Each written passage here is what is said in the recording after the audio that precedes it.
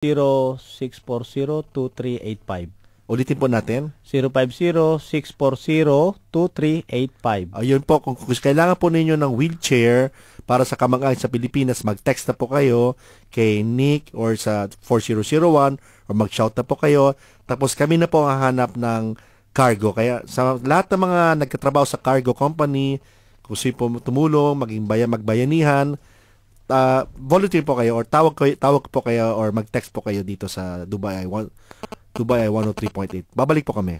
Every woman knows that visiting a gynecologist is a very personal matter. It involves trust and caring. Al Noor Clinic in Satwa understands this and is proud to announce the addition of Dr. Mira to their professional team of physicians. They also feature GP, ENT, pediatric and dental departments, all staffed with experienced and caring doctors. That's Al Noor Clinic in Satwa, opposite Al Maya Lars Supermarket. Call 04349 8100 for appointments. Al Noor Clinic is now a part of Adara Clinic. This ad has been approved by the Ministry of Health.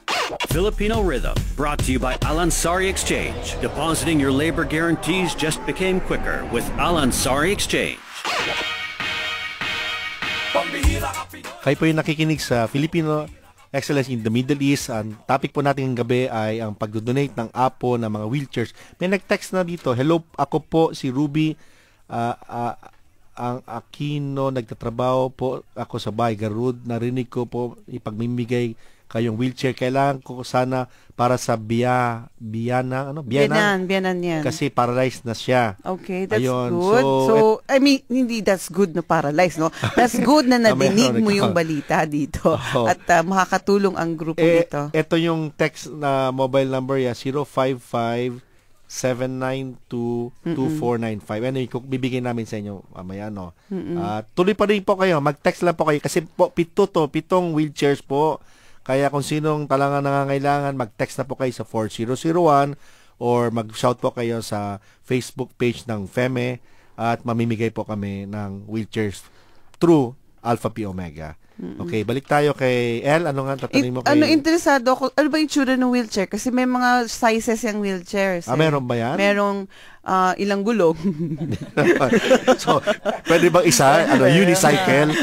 Hindi, merong malalaking gulong. Kasi yung iba parang pang street. Iba-ibang klase. Have you seen the wheelchair, Mr. Nick? Bali, nandun sa kanila nga raw yung nakikita nyo sa airport na naghahatid ng mga pasyente, kahit yung sa mga ospital ngayon, yung mga with big talaga. Yung malaking gulong, tapos may patungan ng may maliit na gulong sa unahan. Siya, handy rin, natitiklop. Ayun, that's very important. Malaking may kulay ba to? Pero bang wala naman, mix naman siya. Aluminum, maganda siya, maganda at light lang. Hindi siya yung tipo tutumba. Tsaka quality rito dahil hindi to tatanggapin nung pinanggalingan to sa Emirates. Sa Emirates of Dubai. Emirates of Dubai. Okay, so Mang Nick, let's talk more about activities as you have said, no? Meron kayong June 1. After June 1, what's next? June 1, we have after June 1 may bloodletting kami, gaganapin sa Al-Wasel Hospital. Which is lagi, no? Interesado akong malaman yan, no? Ano yung dapat dalhin ng isang taong gustong mag-donate ng blood? And what can they get from, well, hindi naman sinasabing dapat mag-donate ka para you can get something, but, it can invite more. Kasi, aside sa makakatulong ka, Apo. Before that requirement, ang dalhin mo muna is dapat on residence visa ka, and then dapat is natural pag residence visa is healthy. Apa. So ikaw din mismo na magdo-donate is you have to prepare yourself. Na kasi isasalin mo yung dugo mo kasi ang dugo mo ay karugtong ng buhay ng ibang tao. So you have to be prepared. And pagdating doon, approach any APO members na gusto mo mag-donate, and then yun makakatulong ka na magiging malinis pa yung dugo mo. Oo, dapat daw talaga kasi binabawasan yun. Kasi kami lahat din ng mga, kahit kaming mga members ng APO is nagdo-donate din. Apo. So hindi lang kami yung parang nag-o-organize, blood donors din kami. You walk the talk. Okay, so pagka nakapag-donate na sila, meron ba kayong binibigay na blood donor, tapos pagka siya ay nangailangan ng dugo in the future, binibigyan siya ng ID ng hospital. Okay. Para priority sila pag sila rin nangangailangan. Opo. Bigyan sila. Ilang gaano kadami yung kailangan bigay? 250 normally. 250. CC yata yun, ano? 450. CC yun, kaya 450. 450. Okay. So, ikaw, Miss Sheila, ilang beses na kayo nag-donate? Pangalawa. So, anong ginawa mo? Kumain ka ng maraming, ang tawag doon? Kumain ng ampalaya? Ampalaya. Ampalaya ba? Nakakadugo daw yun, di ba, Daddy Blue? Ampalaya, ha? Pampalabnaw ng dugo. Ano? Yung ampalaya. Pampalabnaw yun. Para di ka ma-heart attack eh. Hindi siya maging... Kasi malabnaw yung... Mukhang alam na alam ni Mr. Rick. Pero... Pero... prutas at gulay 3 days before ng Tsaka dapat pahinga. matulog. Oo. Kasi pag mahuhilo ka yata, pag... ka. Okay. So, alright. After nun, ano naman ang susunod? Ito na ba yung yung golf nyo? Golf na. I believe na meron pang sa before ng golf, Ambassadors Cup, meron pa kaming lalabas yan. Open-minded kami. Kung anong kailangan siyang gagawin. Like so, flexible kayo kung like itong wheelchair, di ba? Okay. Like for instance, mag-i-invite from Filipino community, like mangangailangan sila ng tulong ng apo, serbisyo ng apo, anytime, basta para sa kapwa natin. What kind of services naman po ang pwede nyong i-offer? Like, normally sa Filipino community, nung panahon na yon is like sa logistics. Sa logistics. Kung halimbawa nangangailangan sila ng manpower, additional manpower sa mga projects nila in which na alam namin na mas madaming matutulungan sa Pilipinas, mga kapwa natin okay naman. Okay. Meron lang akong gustong tanungin, Mr. Nick and Ms. Sheila, while you are here. Aware ba kayo na dyan sa Jebel Ali, marami mga workers dyan na nangangailangan ng tulong? Okay, anong klaseng tulong? Meron dito kasi yung grupo ni Mr. Carlito Alba, ilang buwan na silang hindi sumisweldo. Nangangailangan sila ng mga bigas, yung gamot, pagkain. Kasi since nagkaroon sila kasi ng kaso. Dahil hindi nga sila sinisweldohan ng kanilang amo. Sa Jebel Ali? Sa Jebel Ali. Okay. Mga 10 sila, marami sila. Okay. And pinangungunahan ito ni Mr. Carlito Alba, as I have said, no? Ngayon, dati baka mag-anak ni Abet. Dati, umuutang sila sa tindahan. Kasi di ba dyan may mga small, Ngayon, nung walang sweldo na, wala nang pambayad. Ngayon, they need some help. Yung mga pagkain nga, delata, whatever. Pwede ba naming ilapit sa grupo nyo ito? Siyempre, ganito rin lang kami. Kami humihingi rin. Hahanap din kami ng mga taong tutulong. Magtutulong. Galing. Parang sila yung nag-facilitate to. Alam mo, nakakatuwa. Meron naman nag-text ng dalawa dito. Hello po, good evening po sa inyong lahat. Ako po si Arlene Froilan. Nagtatrabaho po ako as DH. Need po lolo ko ng wheelchair. Paralyzed na po siya. Okay. Bibigyan natin number kay Isa, pangalawa naman, good evening, ako si Lizelle, work sa loob ng bahay where narinig ko ngayon bigay kayo ng wheelchair cause father ko ay kinakarga sa lahat ng oras na pag-alaga na kanya. Bigyan natin to. Isa naman si Seni sa biyenan niya. Dalawang biyenan dito. Mababait talaga ang Pilipino no? Si Ruby, tapos si Seni, pareho biyenan. Tapos si Lizzie kay sa father ya. Si Arlene naman sa lolo ya. At may isa naman pumasok, dugo naman pala ito.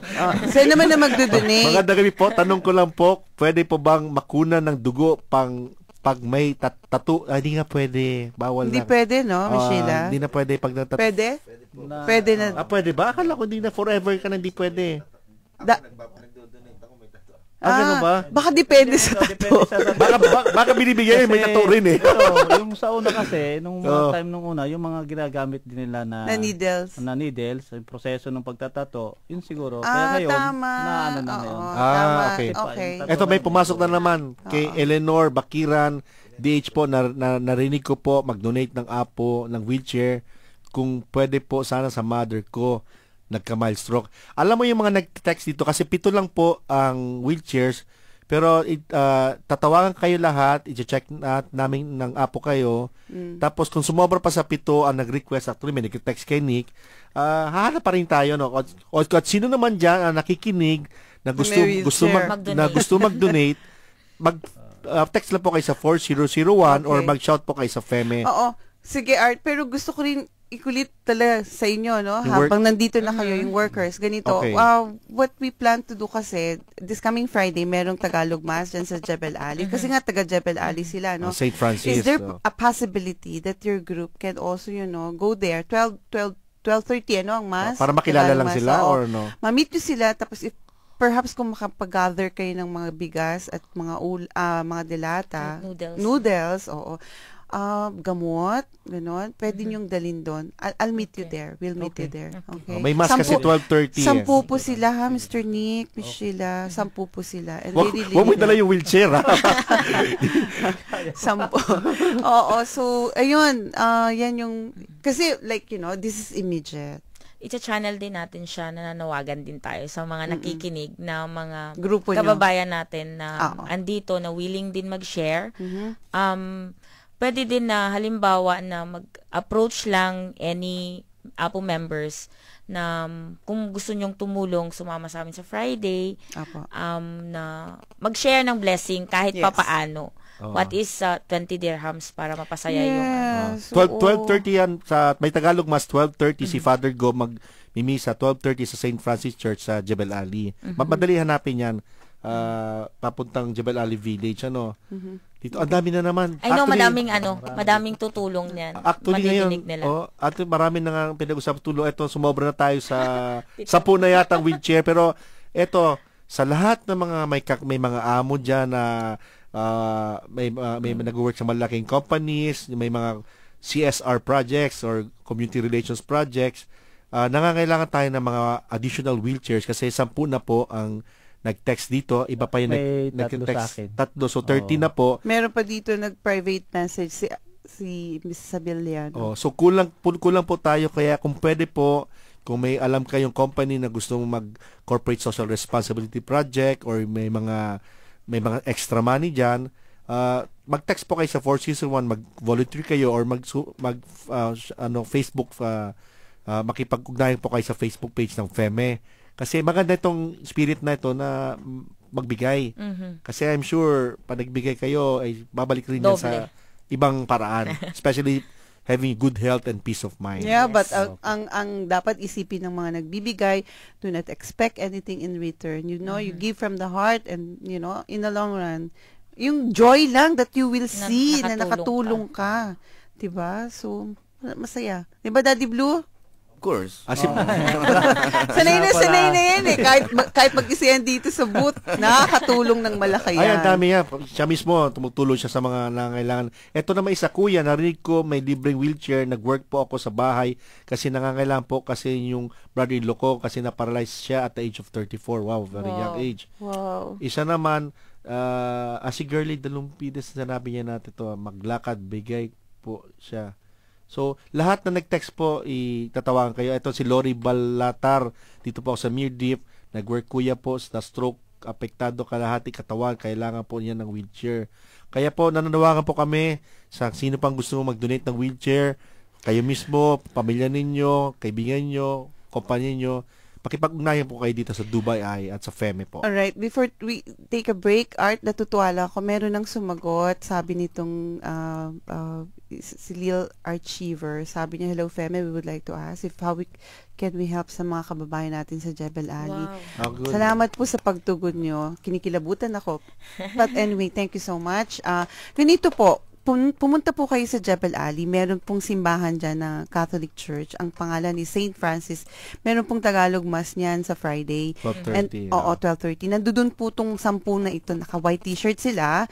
And they will be there kasi talagang ilalapit sa mga Filipino. So, kung ano po yung madala nyo, bigas, gamot, kasi I understand yung isang medyo may edad na doon, medyo nakakaramdam na ng hindi maganda. Okay? Doon na lang po sa doon na lang after the Mass, doon na lang po magkita-kita sa grotto para hindi po pwede sa loob ng simbahan.